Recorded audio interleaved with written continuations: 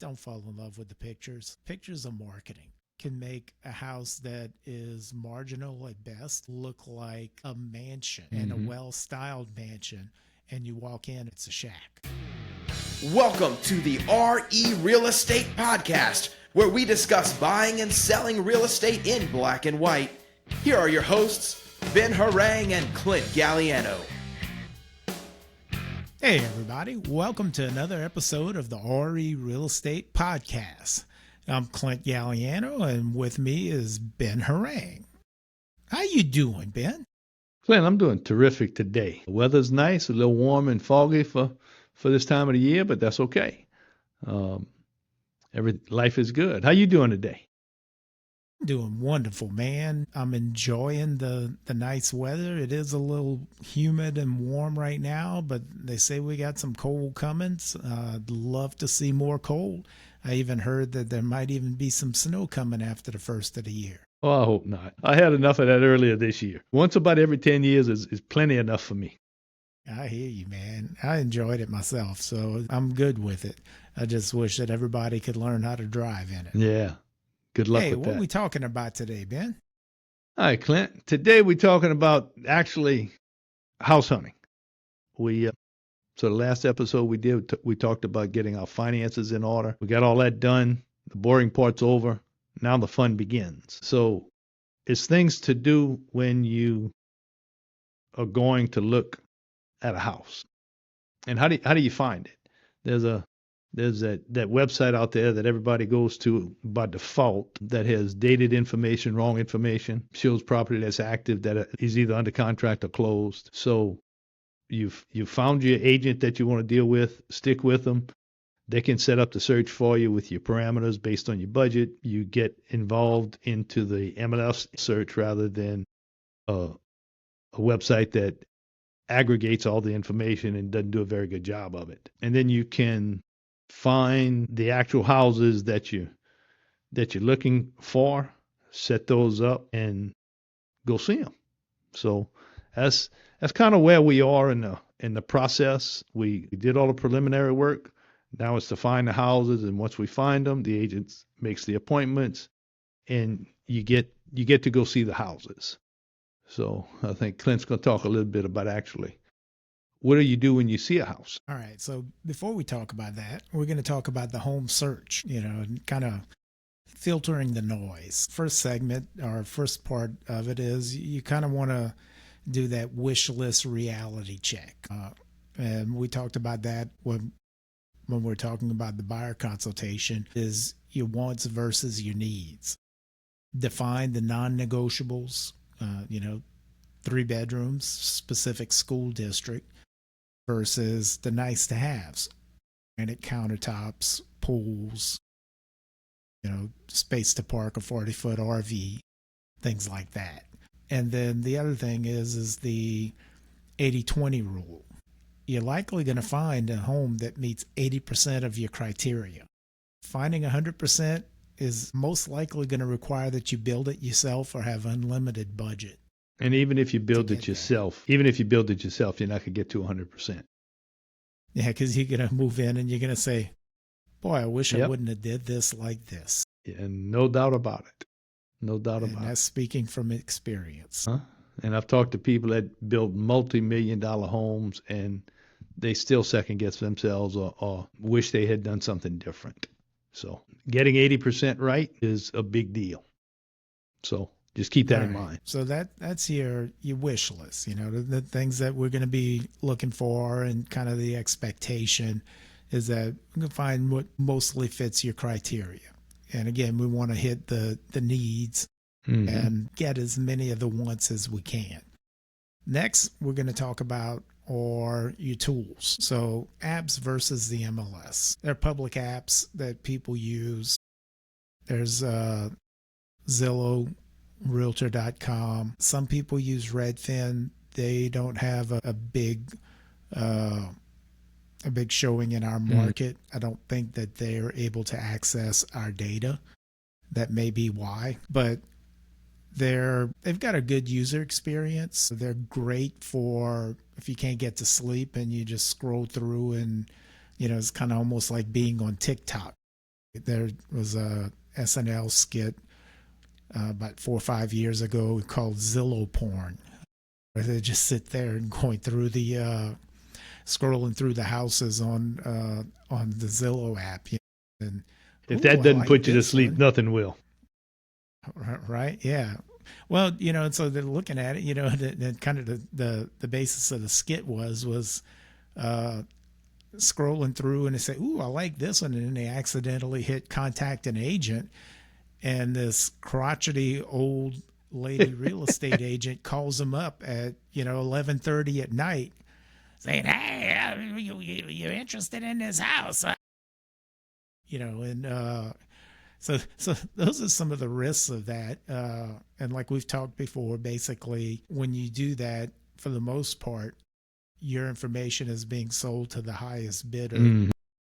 for who to work with. You're not actually contacting the listing agent through those apps. The other option is the MLS, or multiple listing service. Now, we kind of have two options.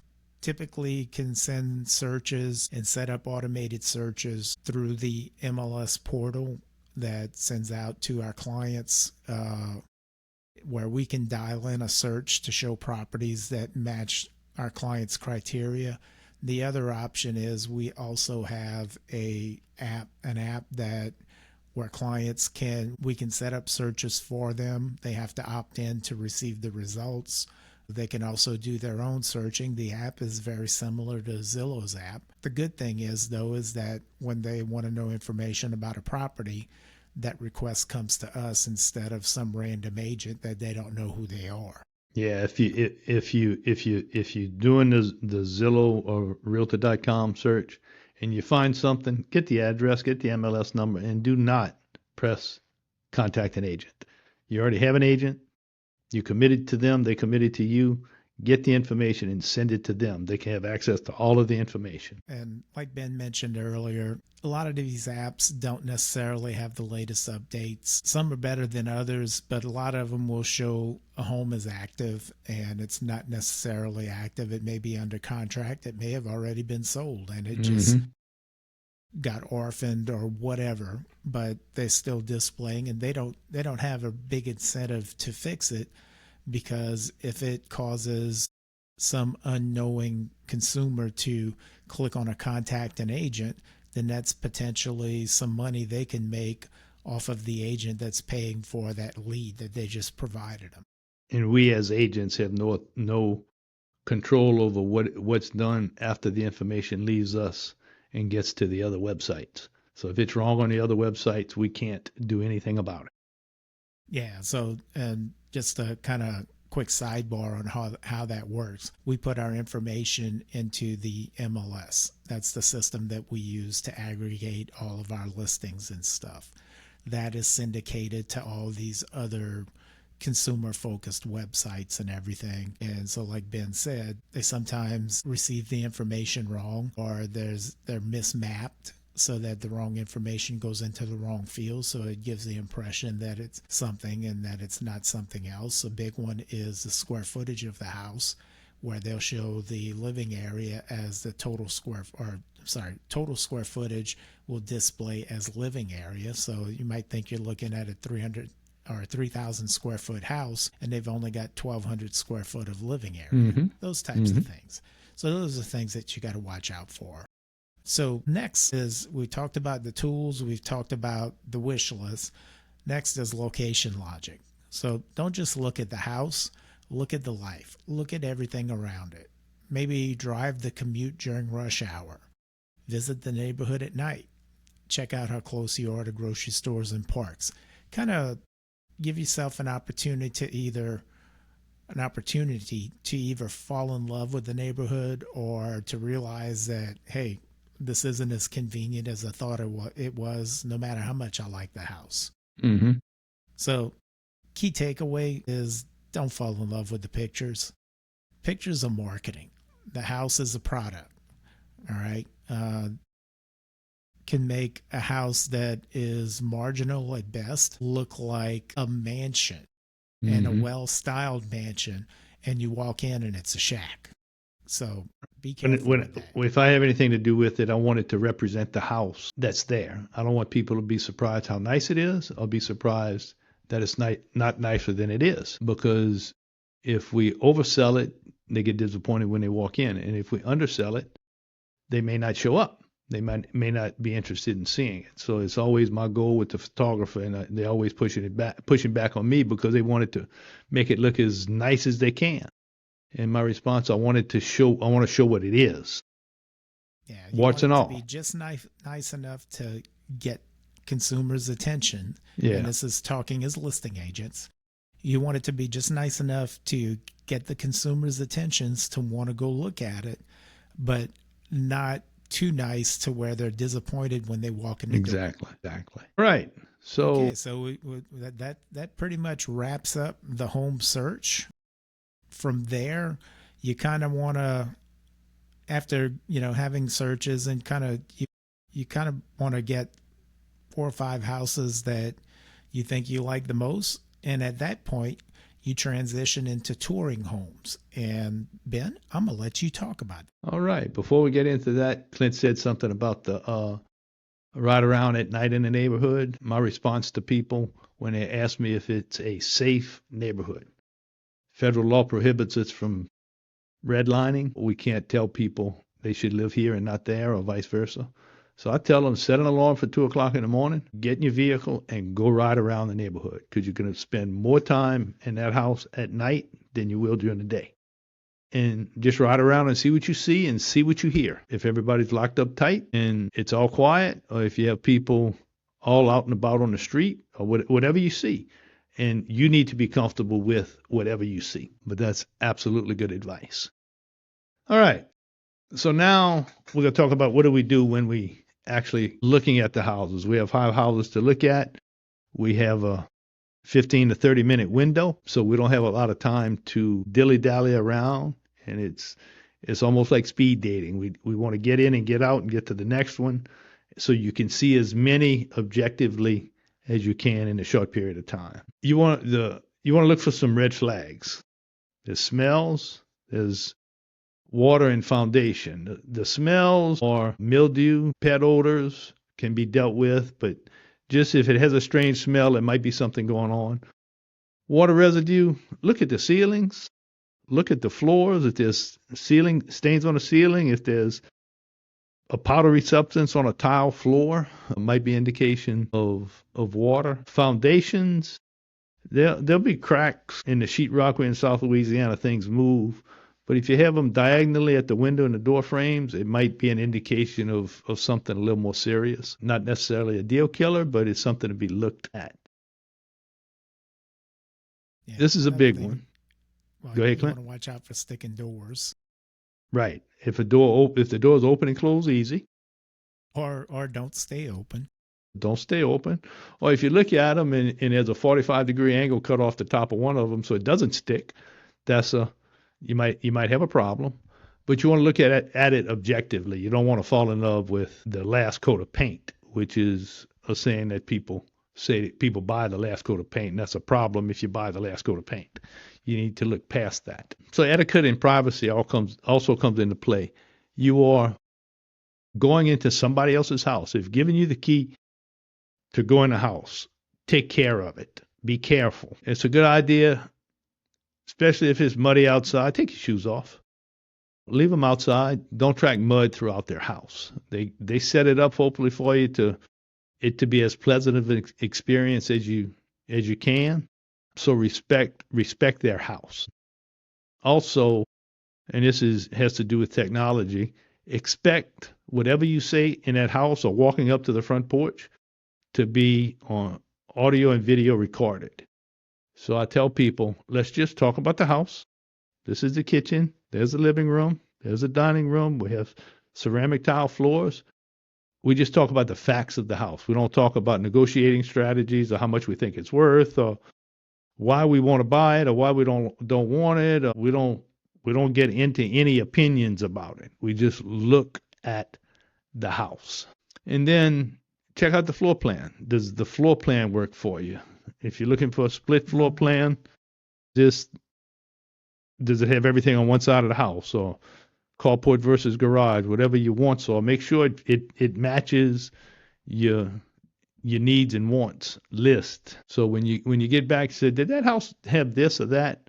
Focus on the things you need to look at when you're looking at the house, and then you can move on to the next one. And a pet peeve of mine is people put monuments to their family on the walls with pictures and stuff. If that's up there, don't look at that. Look at the house. You're not buying those pictures. You're not buying their furniture. Look at the house, get in, see what you need to see, and move on to the next one. So you respect, and you're getting 5 families out of their house if you're looking at 5 of them. So be respectful of the time you told them you were going to be there, and run as close to on time as you can. Yeah. So when you're actually looking at the house, if you're going to be bringing your furniture into this house, if you buy it, and this is a tip that Ben had a client that did this, and I think it's a wonderful tip if you're planning on using your existing furniture, is do a cutout of the footprint of your furniture on some large format craft paper, roll it up and keep it in your car, and then lay it out so that you can see if your furniture will fit in the space that you want to put it in. Mm-hmm. It doesn't have to be big. It's just a footprint that you lay out on the floor to make sure that what you have will fit. And then Ben was talking about family pictures and stuff. We had that exact same thing happen on a showing I did last week, where we walked in the house and we could tell that somebody lived there for a long time, and the side of the refrigerator had graduation cards and family pictures and stuff all stuck to it with magnets. And he glanced at it, and then he did a double take, and this was my client, and he says, that's my uncle right there. And I wonder who that is that lived here.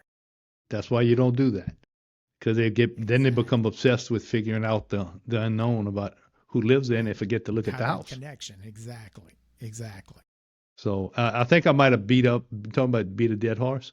Declutter and depersonalize. I think we've done that in the past. That's two of the biggest things you can do to get a house ready. But I'm off of that. The big thing, and you said this earlier, is you want to make sure that the house flows. The same client, another house we looked at, you walk in and you've got this room that it's maybe 6 foot wide and 10 foot long.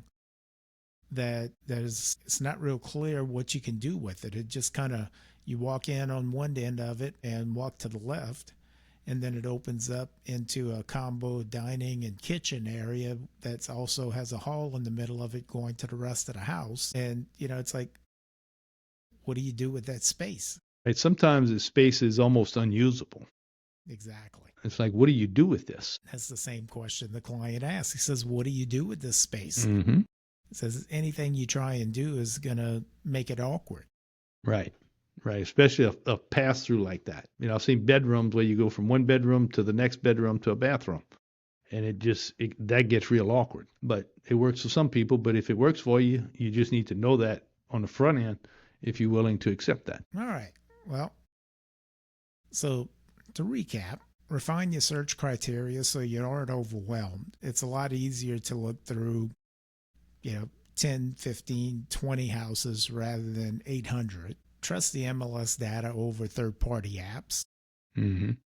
And I'd say MLS and, our agent site, because it's basically the same thing. When touring, look past the staging and keep your poker face on until you're in the car. And I want to add to that, and that's an important one. We've even got it listed in our buyer representation agreement to be aware and to, because anything you say can and will be used against you in a negotiation for the purchase of that home. It's amazing just what a small kernel of knowledge can turn a negotiation into your favor or against you. It just be real careful. I tell people, it's you and me against the world. You talk to anybody else about real estate, they will use it against you. If somebody asks you about real estate, ask them about the weather. Change the subject when you're active in the market. All right. Homework time. Here we go. If you're looking for homes, you're on the hunt for a house. Next time you drive through a neighborhood you like, stop the car and listen. Is it quiet? Is it busy? Do your recon. See if it's something you feel you could live in, day out. And to add to that, like Ben said, go ahead and take a drive out there in the middle of the morning, 2:00 in the morning, and see what's going on. That'll give you a really good idea of what happens in that neighborhood. All right. On our next episode, we're going to get a little bit technical. We're going to dive into the Louisiana Residential Purchase Agreement. We're going to break down the specific timelines, deposits, and legal contingencies unique to our state. And we also they just released in the last month the 2026 version of the Louisiana real estate sales contract. So there's some changes, some editorial and some significant. So we'll kind of hit the highlights about that. That's hot off the press. All right. Another one in the can. All right. Enjoyed it, Clint. All right. Remember to like, share, subscribe, comment, send all your friends in them. You can go to rerealestatepodcast.com where you can find a link to our YouTube channel. And you can also find Ben and I's agent websites. And you can also find our episodes and all of the episodes that we've done. So look forward to doing this again. All right. Enjoyed it, Clint. See y'all later. I'm here, Ben. Have a good one. While we may discuss topics such as lending, interest rates, title law, real estate law, and appraisals in addition to real estate sales and transactions, please remember that we are only trained and licensed as real estate salespeople in Louisiana. The information shared on this podcast is for general purposes only and should not be taken as legal or financial advice. We may be agents, but unless we have signed paperwork stating otherwise, we are not your agents.